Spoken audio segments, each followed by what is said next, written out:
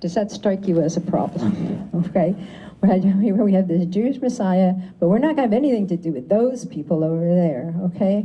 So this is a problem that's been going on for a long time. If I say something that's not in the Bible, well, I'm not gonna, because everything you've got every scripture there, okay? So can we go back to creation? Is that okay? What happened on the sixth day? What happened on the sixth day of creation? Come on. The man was created, okay? What happened on the seventh day of creation? He rested, right? It was the seventh day. It's the Sabbath. And what did God say about the Sabbath? To keep it holy. Bless the seventh day. He'd keep it holy because he had rested from all his work. Good. There's a bright group. I'm very happy to be here. Okay. So, what did Jesus say about the Sabbath? He said the Sabbath was made for man, not man for the Sabbath. Well, that makes sense. The man was made on the sixth day, and then for the man, the Sabbath was made on the seventh day. It's a day for rest. It's a set-apart day. I am not talking about the day you worship in church. I'm talking about a day of rest, and your body needs a day of rest, and it was for the man. Oh, how many men were there in Eden? How many? There was one guy, maybe he had a wife, right? There were two guys. Were they Jewish? No, they weren't. Okay, let's go over to Noah. As it was in the days of Noah, are you feeling the pressure? The pressure's on. It's like the days of Noah, okay? And so God found one guy that was faithful. He was obedient. He built that boat. It took him 120 years to build a boat. He's preaching to everybody. How many disciples did he make? 0. He took his wife, his sons, and their wives. 8 people got on the boat. You want to know something interesting? I hope I can finish this because I tend to go places. The word for boat in Chinese is made up of 3 figures. It's made of, Chinese doesn't have syllables like we do. They have pictures. So it's made up of the word for 8, the number 8, the word for mouth, and the word for vessel. Why would they put 8 people on that boat? I'm wondering about that, okay? There's a lot of stuff in Chinese, ancient Chinese. It's based on pre-flood understanding. Okay, so Noah gets off the boat, and God gives him a couple of rules. I mean, they're in covenant now, okay? He says, well, don't kill people, and don't eat blood, and be fruitful and multiply. And he says, now y'all can eat meat, okay? This is a new development. Before that, what were they eating before? Vegetables, right? In Genesis 2:16. If I say that, YHVH, do we all know what I mean about that? What is that? Yahweh. I might have some W's in there, I don't know. Okay. All right. This stands for the 4 letters of God's name in Hebrew. A lot of interesting stories. We're not going to tell them today. But every place in your Bible where you see this is what is in the script, in the text, Hebrew text. And it's actually quite embarrassing to me that every other religion knows the name of their God except us. We just call him Lord or God or something. He has a name. It's a beautiful name, and it could be Jehovah, but there was no J. And the J is a new letter from the 16th century. So Yud, Yehovah. So I'm going to say that. Genesis 2:16, Yehovah commanded the man, saying, of every tree in the garden you may freely eat. Except that, don't eat that one tree over there, okay, right? You can eat any green thing. Could they eat any green thing? Except that one tree? How about hemlock? Are you interested in a little hemlock? Can I serve you some belladonna this evening? How about pokeweed? Well, probably your granny may have made pokeweed, but it's toxic. There are plants that are not made for eating. Can we understand that? So when Noah gets off the boat and God says you can eat meat, there's meat which is not made for eating. Okay? Now how did Noah know which ones he was going to do? Well, when they went on the ark, there was 2 kinds of animals. Of the unclean, 1 male, 1 female. Of the clean animals, 7 pairs. Now, Noah did not go out and collect all these animals. It says that they came to the ark. God called them to the ark. So Noah can look around and say, wow, I only got 2 elephants, but I seem to have 14 cows. I guess the cows are clean. So he can know what is good for food. And by the way, was Noah Jewish? No. Okay, there are no Jews yet, all right? We're still making progress towards where the Jews are, okay? All right, how about Abraham? Was Abraham Jewish? Well, the Jews, if I say Jews, I'm talking about traditional Jews, right? They will claim Abraham is the first Jew, but that's not true. There can't be any Jews until the tribe of Judah arrives in 3 more generations, okay? But Abraham was the first Hebrew, and he's named a Hebrew because he had a great-great, between him and Noah, there was a guy named Eber. And that comes from that root for Hebrew, and it actually has a meaning. Every name in the Bible means something. Everything, okay? His name means to cross over. So what do we know about Abraham? He crossed over. He crossed over from pagan religion practices in Ur of the Chaldees, and he crossed over and he came to the promised land that God promised him. And God picked him for a reason. Okay? Do you know why God picked Abraham? Genesis 18:19. For I know him, that he will command his children and his household after him to keep the way of Jehovah, to do justice and judgment, that Jehovah may bring upon Abraham that which he has spoken of him. Was Abraham faithful to teach those things to his children? Who are Abraham's children in the long run? Who do we have? Isaac and Ishmael, right? So you have one line. This line is coming to be Jews, right? And then you have another line that's coming to be Muslims, okay? So, well, what are some of the similarities of the practices between the Jews and the Muslims? Okay, they're the first monotheists, okay? And what else? What was the covenant that God made with Abraham? He said, this is going to be the sign in your flesh of the covenant. What's that? Circumcision. The Muslims circumcise their children. Not on the 8th day, but they do it. What's another thing Muslims don't do, that Jews don't do? They don't eat pork. I think Abraham taught his children. God picked him because he knew he would pick them, that he would teach them through the generations, and he did. Okay, so now we have Jacob coming along, and Jacob had a wrestling match with God, and God changed his name to Israel. And they went down to Egypt as a family, and they came out as a nation. They were Israelites, not Israelis. Israelis are the people who live over there now, okay? So we had to make a difference. And one of those Israelites was Judah, okay? We know that Jesus is the Lion of the tribe of Judah. That's his heritage. That's his genealogy.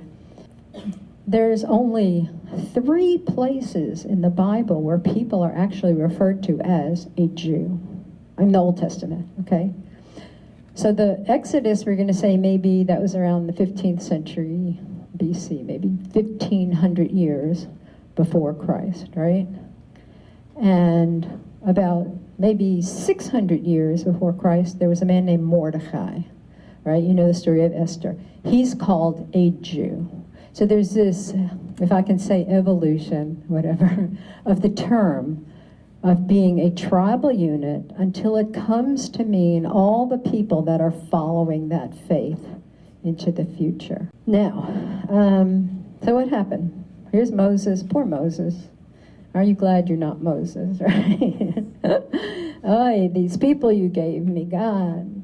So who went out of Egypt with Moses? Well, all the people from Judah, which is, I added it up, it's about 12% of the people. It was about the other tribes, altogether about 600,000 men. We're talking 1 million, 1.5 million, 2 million people are leaving Egypt. It also talks about the mixed multitude. Well, who are these people? Well, let's say, imagine that you're a slave in Egypt. You're not in the Hebrew group. You're just, because Egypt was a big government, and they were the rulers of the world. And I guess whoever they conquered, you went to be a slave. Hey, Shawshank, I heard the Hebrews are going to split this place on the 15th of the month, full moon. Do you want to go with them? Yeah, it'd be good to get out of here. All we have to do is slaughter a lamb and put the blood on the doorposts and wait inside our house. And at the right time, we can leave. So there's a whole nother group of people, and you hear them referred to as the mixed multitude. And they are out with Moses, with the Israelites, and at Sinai. These are all the people that are at Sinai. Are they all Jews? No. There's one tribe, then there's a whole lot of other tribes, and there's a whole lot of people. Okay? All right, what happened at Sinai is they received the Torah. Very specifically speaking, if people say the Torah, they're talking about the 5 books of Moses. Okay? This word Torah comes from a verb root that means to shoot an arrow and hit the mark. It's the direction we need to go. It's a teachings and instructions. Good things to do, okay? Now, if you know any Greek or Hebrew, the word for sin means to miss the mark. Torah is the opposite of sin, okay? And you read that in 1 John 3:4. Whoever so commits sin transgresses the Torah, the law, for sin is the transgression of the law. So it's very unfortunate because we have a very different concept in American English, a difference between what is law and what is teaching and instruction. Now, it happens that God's laws, which he encourages you, I mean, if you've ever read Psalm 119, I'm going in your way, I'm going after your statutes, I'm going after your judgments. I can't think of the words all in English, all right? I'm going after those things, right? Because that's the way to go. That is the direction. God's law works like that. It works like gravity. Now, you can choose to ignore the law of gravity, but it works, right? Jump off the roof and fall down. If you are in sin, you know what the wages of sin are. So the problem is, are we going to understand that those things that are set up from the beginning still apply as law? If we break those things, they're sin. Is he a good father? He's a good father, right? If I said to my 5-year-old, hey, Jimmy, here's a $20 bill. Please go down to a liquor store and bring me back a bottle of vodka, which I would never do because my friends don't drink, but would that be a good thing for me to do as a parent? Am I going to give my child, I'm going to be a good parent, I'm not going to give my child something that I can't possibly do, okay? We should understand that out of all the laws that Moses has in his book, only about 25% of them are really applicable to us today. Okay, so we don't want to think, oh, there's big, heavy burden things that we should be doing, blah, blah, blah. All right, I just want to introduce you to one verse. In Leviticus 23:2, God is going to introduce, Moses is introducing to the people the list of the festivals. And this is what it says. Speak unto the children of Israel and say to them concerning the feasts of Jehovah, which ye shall proclaim to be holy convocations, even these are my feasts. They are not Jewish feasts. They're not Hebrew feasts. They're not Israelite feasts. They are Yahweh's feasts. Do you belong to him? He's having a party. Do you want to go? You're invited. You're his kids. Do you want to go to that party? Good idea. We've come to the most amazing and unique moment in all of history. Look, is Jesus God? This is not a trick question, right? Who gave all those laws up there? Well, they were at Sinai. Listen, Isaiah 32:22, Old Testament. Yahweh is our judge. Yahweh is our lawgiver. Yahweh is our king. He will save us.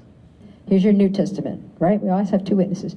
James 4:12. There is one lawgiver who is able to save and destroy.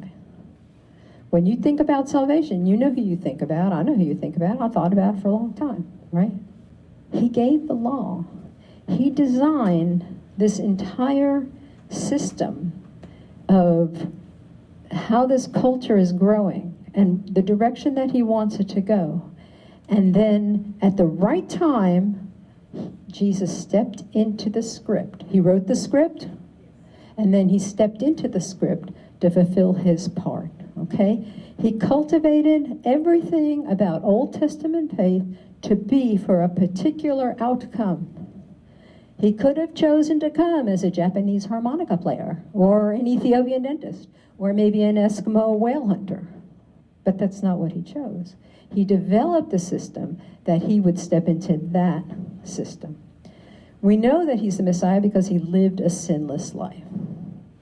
Hebrews 4:15. We have not a high priest which can be touched with the feeling of our infirmities, but was in all points tempted as we are, without sin. Remember the definition for sin. Sin is Torahlessness, lawlessness, right? We're under the new covenant. Good? Everybody happy? New covenant, right? Where is the new covenant? If you have a covenant, you have a piece of paper. It says, I'll do this, you do this, I belong, you belong, we sign, we agree. Where is that stated? I'm not talking about the New Testament. Where is the new covenant stated? Many places. Jeremiah 31. Jeremiah 31. Behold, the days are coming, says Jehovah. I will make a new covenant with the house of Israel and with the house of Judah, not according to the covenant that I made with their fathers in the day that I took them by the hand to lead them out of the land of Egypt, my covenant which they broke, though I was a husband to them. But this is the covenant I will make with the house of Israel after those days, says Jehovah.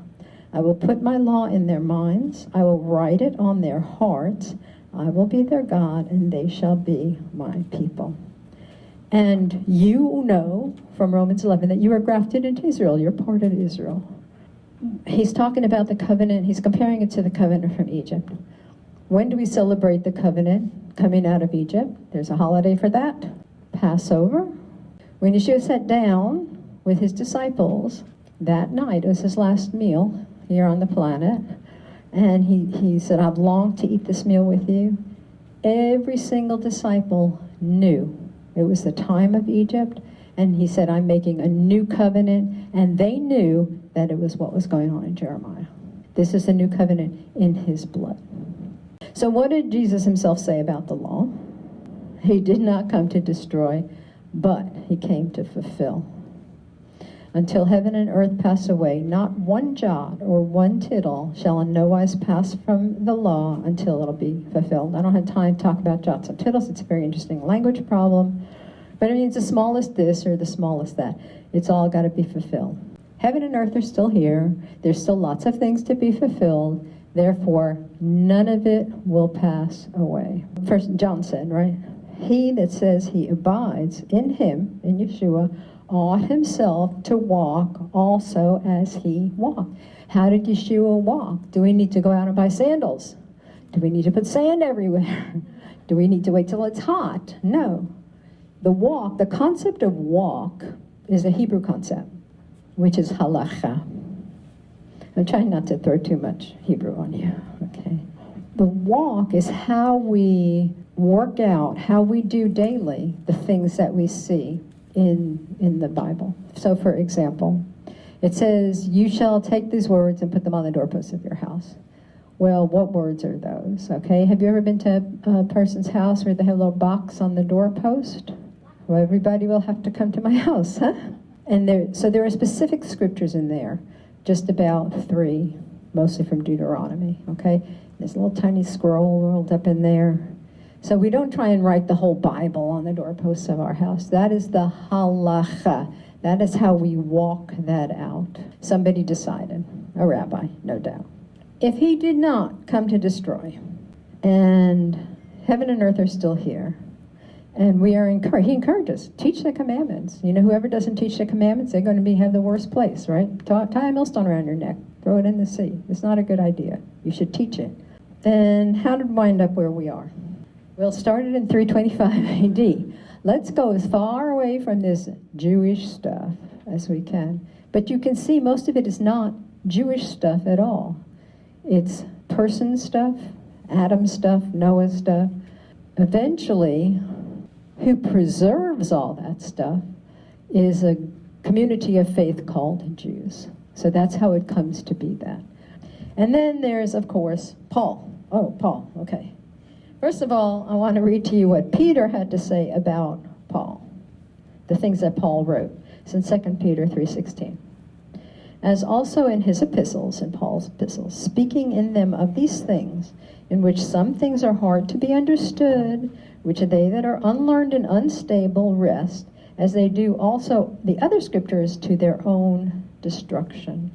Paul's hard to understand. I'm not going to pretend that he's not. You try and work your way through Paul, and it's not easy. You know, there's a lot of language and a lot of very, very, very long sentences, and sometimes we just can't track with all of that. But what was Paul's foundation? What was Paul's Bible? The Old Testament. He didn't have anything new. Okay, if Paul says law, he's talking about Torah. There's nothing else to talk about.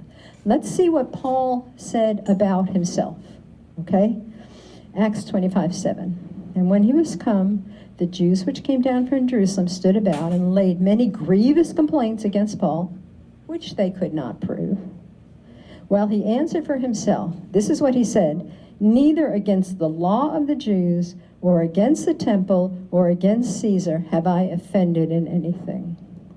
You understand? He said, I keep it. I didn't do anything against it.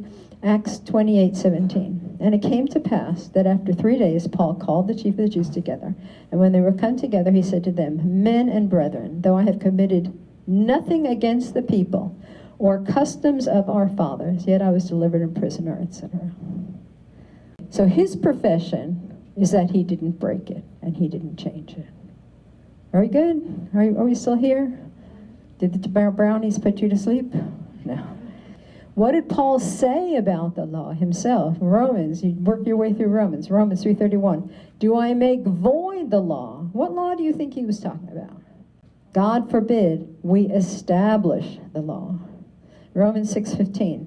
Shall we sin because we're not under the law? No. God forbid. What then? We said that. Okay, Romans 7:7. What shall we say then? Is the law sin? God forbid. Okay, I don't know what sin is unless I have the law. If I eliminate the law, I don't know what sin is. It's not just something that you wake up knowing. It's not just something that is in your heart from somewhere. This is real life, okay? It's this law that became flesh, right? This law became flesh. Can the flesh stand up and do something which is not written? No, this flesh, this Jesus flesh, he's going to do all of it, because otherwise he would be in sin and he would not be the Messiah. That's the rules for being the Messiah. Romans 7:12-14. The law is holy, the commandment is holy and just and good. Is that which is good made death unto me? God forbid. For we know the law is spiritual. We don't think of this stuff as spiritual. We think of it as a to-do list. We think of it as laws. That's not what God said. God said, if you do this stuff, it will improve your spiritual life, because you will be making that word flesh in your flesh. Does that make sense? No? If you do the spiritual things which God asks, it comes into your flesh. You make the word flesh. You give it flesh. There's a lot of biology behind this. I don't have time to talk about it today. Maybe I already talked too much already. All right. There's only one law. There's only one Torah. There's only one teaching, instruction. All these things were what was set in place in the first century. Jesus had everything to do with setting these things in place. He knew what they were. He knew why they were required. He did them. And he encouraged us to do them. Okay? It's not about being Jewish. Are you with me on that? Yes? No? Okay. Let me ask you something. Was Paul a great Torah scholar? Yes, he was. If Paul was a great Torah scholar and they sent him out to teach the Gentiles, why would they send him out to teach the Gentiles and say, well, I know all this stuff, but you don't have to do it? That doesn't make any sense at all. You see what happens, okay, in the first century in the church, in the original church in Acts 15, right? There were many Gentiles coming into belief, and so they held a council in Jerusalem how to advise them. We should not trouble those among the Gentiles turning to God, but to write these things. Now this is interesting, to abstain from things polluted by idols, sexual immorality, things strangled, and from blood. This is very similar to the laws that Noah got. These are basic human things. Why didn't they tell, oh, then do this and do this and do this? No, they didn't. Why? Because in verse 22, Moses has had throughout every generation those who preach him in every city, being read in the synagogue every Sabbath. Where are all these Gentiles that are coming in, right? The disciples, they're all Jewish, right? They're going to synagogue every Saturday. Well, we're in this new religion. The Gentiles, we're coming into a new religion. Where should we go? How do we worship? Well, you just come to the synagogue with us. And people are teaching Moses. It was expected that they would learn Moses, not put it in the trash can. I want you to think about this. Talking about the Bereans. These were more noble than those in Thessalonica, in that they received the word with all readiness of mind and searched the scriptures daily. What scriptures were they searching? The whole Testament, it's all they had. How about 2 Timothy 3:16? All scripture is given by inspiration of God. It is profitable for doctrine, for reproof, for correction, for instruction of righteousness. What is all the scripture that Timothy was reading? It was the Old Testament. This is the foundation of our faith. If we get to something and it looks like Paul is saying it's done away with, we have to go back to the foundation and say, no, Paul never taught that about himself. He never taught that about the law.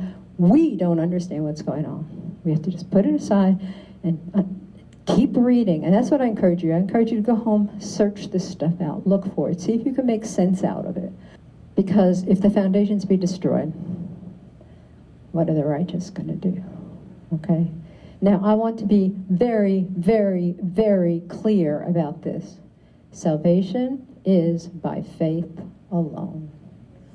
We don't do any of these things to earn it. And if you do these things to think that you're going to be buddy-buddy and better standing with God, that's a mistake. In every single case, Noah, Abraham, Jacob, Moses, in every single case, God was in covenant with the people before he gave any rules. So there's no point to just doing a bunch of rules, okay? This is where the modern Jewish, the Orthodox Jews are. They have more rules than can I say sand in the desert. If you've been in Israel, you know there's a lot of sand and a lot of rocks. They have rules. They do this and that, and they think it's pleasing to God. For the things that they do, which are in God's commandment, they have the same reward as anybody. It says, even in Romans, right? For the Gentiles who keep the law, even without knowing the law, they have their reward. If you're an honest business person, God will bless your business. How about Chick-fil-A? Closed on Sunday. Well, maybe that's the wrong day. But the guy had a thought. He said, I'm going to honor God by closing on this day. Do you know Chick-fil-A? God bless the man, he passed away. I don't think his son's doing such a great job anymore, but Chick-fil-A is the highest grossing fast food restaurant in the country, even though they're closed for 1/7 of the time. God has blessed the man's intent. God said, if you draw near to me, I will draw near to you. And so there's a whole list of things that we should start to consider. And I'm not going to tell you what to do. Please don't go home and say, well, Marcy said that you know how to come to do that. I didn't say it. I'm just trying to point this stuff to you, for you to look at it, to consider it, to have a new framework for how a believer should walk in their life, okay? If you love me, keep my commandments. It's not another set of different commandments somewhere out there floating in the universe that are just spiritual. It's something that's material, that has life, and it has life in it. But not without being in the covenant. And I assume that you all are, okay? That you're all born again, filled with the Spirit, and begin to look at these things. Just lay it out. And as I said, my email's on there, and you can, if you have questions, I'd be happy to answer them, okay? It is by grace you have been saved through faith, and not of yourselves. It is a gift of God. I'm not talking about salvation by works, but faith without works is Okay, and works is visiting the poor and taking care of the widows and orphans, and there's other things that maybe we haven't thought about because somebody told us they don't belong to us. Having a Passover or celebrating tabernacles, something like that, okay? I am not telling you what to do. I just want you to think about these things. And if you don't mind, I would like to do a traditional blessing on y'all. Is that okay?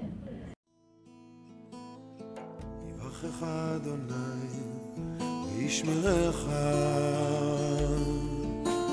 יאר אדוני פניו אליך, ויחונקה, יישא אדוני פניו אליך, וישם לך שלום.